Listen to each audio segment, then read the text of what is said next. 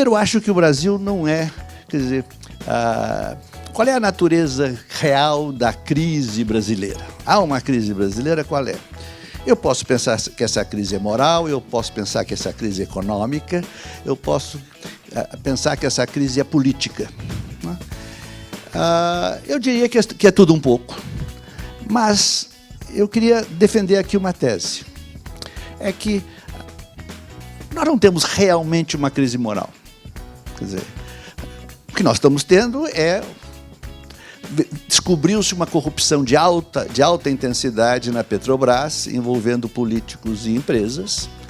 Mas essa corrupção, que é velha, que nós sabemos que sempre existiu, né, em todos os lugares, no Brasil inteiro, sempre, né, faz parte da lógica, né, brasileira. De repente, o Estado brasileiro, o Estado democrático brasileiro, o Estado republicano brasileiro da Constituição de 88, que criou o Ministério Público, que fortaleceu a Polícia Federal, que deu mais autonomia ao Judiciário, de repente esse Estado, né, acaba com a ideia da impunidade das classes dominantes e começa a processar e pôr na cadeia pessoas.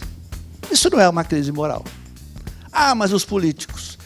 Os políticos, claro que tem muitos políticos corruptos, mas também temos políticos excelentes. Um dia desses, eu estava tentando lembrar, né, quem eram os bons políticos no PMDB. Só se falar mal do PMDB. Né? Pois bem, lá há excelentes políticos que têm uma história de serviços ao país grande, não é? em vários estados. Não é? Então, a coisa... Nós não temos uma crise moral, a meu ver, no Brasil. Não é? Temos um problema ético sendo resolvido agora, não é? Pelo Poder Judiciário, não é? e que, então, causa uma crise política. Não é? Porque, é claro, um número grande de políticos, alguns em posições-chave, estão ameaçados. Né? E, diante dessa ameaça, eles ficam apavorados, né? E, né, tentam resolver o assunto, né? Criando uma crise para a presidente, né? Que é uma mulher não muito hábil, né, politicamente. Então, de repente, nós estamos vivendo este clima do impeachment. Né? Eu acho isso não fazer o menor sentido. Quer dizer, a gente faz impeachment de Collor, a gente faz impeachment de gente que cometeu um crime, todo mundo sabe que cometeu e acabou-se. Agora, pensar em impeachment para uma pessoa que tem baixa popularidade, ou que nós achamos que não governa bem, né? Eu acho que a dona Dilma não governa muito bem, não. Né? Mas está longe, é uma mulher digna, respeitável, e a democracia, não é, vale, ela foi eleita, devemos conservar essa ideia. E eu estou convencido de que não vai haver impeachment nenhum. Né? O Brasil é uma democracia consolidada, de forma que nós vamos ter juízo nesse ponto. Agora nós temos uma crise econômica. Quer dizer, que ela é em parte responsável, mas não é a principal responsável. Isso é uma crise cíclica do capitalismo. Isso é uma crise que teve como causa fundamental, né, uma queda violenta no preço das commodities, que o Brasil exporta, especialmente o minério de ferro e a soja, em setembro do ano passado. Não foi em 2008. Em 2008, o preço das commodities parou de subir, porque vinha subindo, favoreceu o governo Lula de maneira extraordinária, foi um boom de commodities. Aí chegou em 2008, parou, não caiu. Né? Quer dizer, agora, quando chegou em setembro, outubro de 2014, aí vai lá para baixo. Né? Isso é uma causa de crise sozinha. Em cima disso, havia um outro fator ainda econômico, que no governo Lula houve um aumento muito grande de renda das pessoas e também de crédito, renda pelo salário mínimo, renda pela Bolsa Família e renda disponível pelo crédito consignado, e um aumento de crédito muito grande para as famílias. Ora, quando chega no governo Dilma, essa capacidade de se endividar das famílias estava esgotada. Então, isso é outro fator fundamental de crise.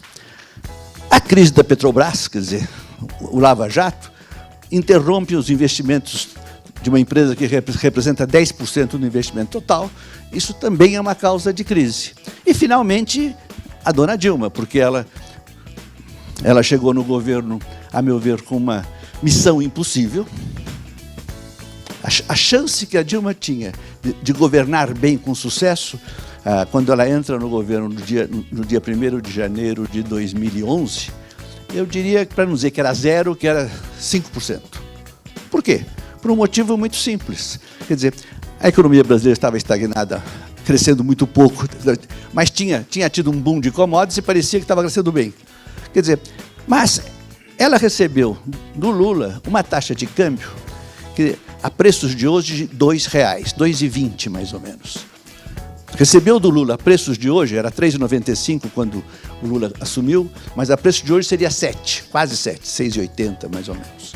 Você tem que colocar o imposto, tem que colocar a inflação brasileira e tirar a inflação americana para ter o dólar de hoje. Quer dizer, então, veio de 6,80 para 2,20. Precisava de 3,30 para tornar competitivas as empresas brasileiras e elas voltarem a investir. Quer dizer, ela não tinha chance de fazer.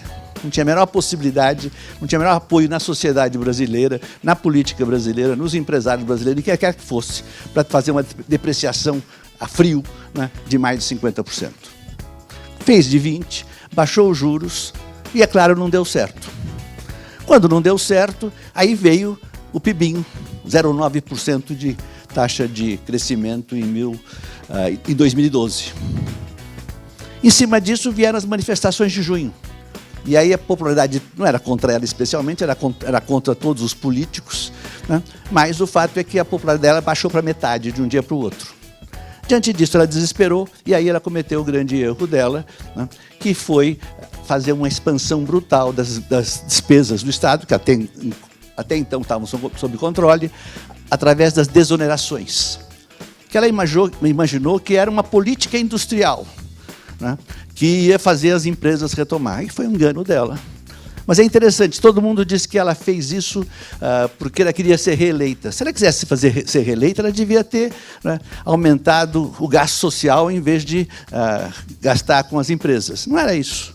Foi um erro dela, um erro grave, né, e que fez com que, então, nós entrássemos, neste começo de ano, né, numa crise fiscal, uma recessão que tinha um elemento fiscal. De repente, nós tínhamos um déficit em vez de um superávit primário. Isso é uma coisa que o Brasil não aceita mais.